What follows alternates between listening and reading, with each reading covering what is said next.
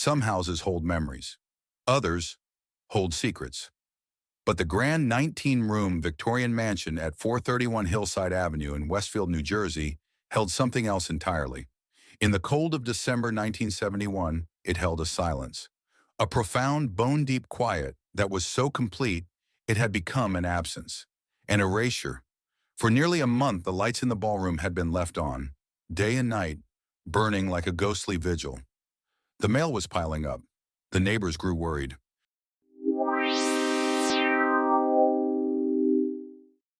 When police finally entered the house, they were met not with chaos, but with an unnerving sense of order. The air was cold, the rooms were immaculate, and the music, a soft, funereal organ melody, was playing from a radio, piped through the home's intercom system. Then they found them. In the grand ballroom, carefully laid out on sleeping bags, were the bodies of a woman and her 3 teenage children. Upstairs in a small attic room lay the body of an elderly woman. They looked peaceful, as if they were sleeping. But this was not a place of rest. It was a tomb, meticulously arranged by the man who was supposed to be their protector. The man who, after destroying his entire world, had simply vanished. This is the story of John List, a devoutly religious man, a successful accountant, a father who, by all outside appearances, was the living embodiment of the American dream. And it's the story of how that dream, when it began to crumble, was disposed of with the same cold, methodical precision he used to balance a ledger. This isn't just a story about a murder. It's a story about an idea. The terrifying idea that a man might love the illusion of a perfect life so much, he would rather destroy the people in it than admit he had failed them. To understand the crime, you have to understand the façade. John List was a man obsessed with order and control. A World War II and Korean War veteran, he built his life on a foundation of discipline, routine, and unwavering faith. He was a Sunday school teacher, a Boy Scout leader. His wife, Helen, was a devoted mother. Their children, 16-year-old Patricia, 15-year-old John Jr., and 13-year-old Frederick, were bright and active in their community. They lived in that beautiful mansion, Breeze Knoll, a symbol of their status and success. Their life was a photograph, perfectly composed, but behind the lens, the photograph was beginning to fade. By the late 1960s, John List's carefully constructed world was falling apart. He lost his high-paying job as a vice president at a bank, a humiliation he found so profound. He couldn't admit it to his family, so he created an illusion. Every morning he would put on his suit, kiss his wife goodbye, and take the train to New York City. But instead of going to an office, he would sit at the train station, reading the newspaper until it was time to go home. He was a ghost in his own life, performing the routine of a man who no longer existed. The debt was crushing him, the mortgage on the mansion, the children's private schools. He was siphoning money from his elderly mother's bank account just to stay afloat. At the same time, his wife Helen was battling alcoholism and syphilis, a disease she had contracted from her first husband, which led to a deteriorating mental state that embarrassed John's rigid sense of propriety. And his daughter Patricia, the bright, aspiring actress, was a source of deep anxiety. Her passion for the stage, in his mind, was a path to a sinful, immoral world that terrified him. A normal man might see this as a crisis to be managed, a bankruptcy, a move to a smaller house, a difficult conversation. But John List was not a normal man. In his mind, these weren't problems. They were moral failures. Poverty was a stain on the soul. The modern world, with its temptations and its sin, was a corrupting force. He saw his family not as people to be helped, but as columns on a ledger that no longer balanced. And in his twisted religious logic, he arrived at a monstrous solution. He couldn't save their lives from failure, but he believed he could save their souls for heaven.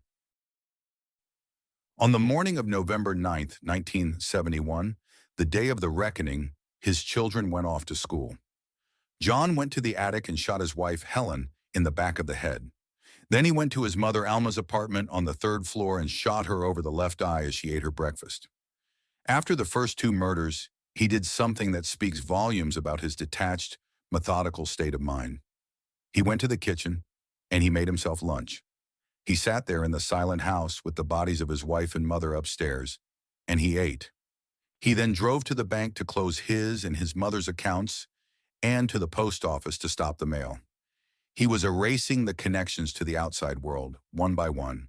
When his daughter Patricia and his youngest son Frederick came home from school, he shot them each in the back of the head. Only his middle child, John Jr., remained. He knew his son would be the most difficult, the most likely to fight back. So he waited. He drove to his son's school to watch him play in a soccer game. He cheered from the sidelines. Then he drove him home, and as his son walked into the house, John List shot him multiple times. With his entire family dead, he began the final stage of his plan. He dragged their bodies into the ballroom, laying them out on sleeping bags, each with a small pillow under their head. Then, with the same cold precision, he began to erase himself. He went through the entire 19-room mansion, and with a pair of scissors, he painstakingly cut his own face out of every single family photograph. He left a 5-page letter to his pastor on the desk in his study, a confession and a justification. He claimed he was sending his family to heaven to save them from the evils of the world. Then he turned on the radio, tuned it to a religious station, turned up the volume on the intercom, turned on the lights and walked out the door. And for the next 18 years, John List ceased to exist. The case was a media sensation, but the trail went cold almost instantly. He had planned his escape for months. He was a ghost. The mansion, Breeze Knoll, became a local legend, a place of grim fascination, until it burned to the ground in a mysterious fire in 1972, destroying the crime scene forever. The story of John List became a whispered horror story, the boogeyman of Westfield. But John List wasn't a ghost. He was in Denver, Colorado. He had a new name, Robert Clark, a new job as an accountant, and eventually a new wife, who knew him only as a quiet, kind, religious man. He had rebuilt the exact same facade, a life of quiet order and control, 1,000 miles away from the life he had destroyed. He lived this life for nearly 2 decades. The past, however, has a long memory. In 1989, the television show America's Most Wanted decided to feature the John List case. It was an old, cold case, but the story was just too compelling. They hired a renowned forensic sculptor named Frank Bender, who was known for his ability to not just recreate a face, but to capture a personality. Bender studied List's old photographs. He read about his psychology, his rigidity, his pride. He then created a bust, not of what John List looked like in 1971, but of what he believed John List would look like in 1989, older, heavier, but with the same tight-lipped, controlled expression. He predicted how he would age, how his personality would shape his features. The episode aired on May 21st, 1989. The bust was revealed to the nation. It was a masterpiece of forensic art, an almost uncanny prediction of the man he had become. Within minutes, the phone lines lit up. Hundreds of tips poured in. But one was different. It was from a woman in Denver, Colorado. She said the bust looked exactly like her quiet neighbor, a man named Bob Clark. 11 days later, FBI agents arrested a stunned Bob Clark at his accounting firm.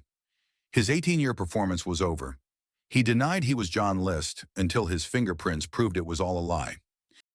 He was convicted and sentenced to 5 consecutive life terms. He died in prison in 2008, unrepentant to the very end. He always maintained that he had done what he did out of love, to ensure his family's place in the afterlife. The story of John List is a chilling portrait of the darkness that can hide behind the most ordinary of faces. It's a story about the terrifying fragility of the American dream and the monstrous lengths one man would go to in order to preserve the idea of perfection, even if it meant destroying the real people he claimed to love. It forces us to ask a deeply unsettling question. What is the true nature of evil? Is it a chaotic, violent force?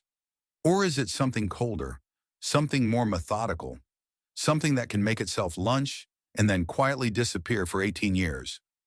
I would be keen to hear your thoughts on this. What does a crime this meticulously planned say about the person who committed it? Let me know in the comments below.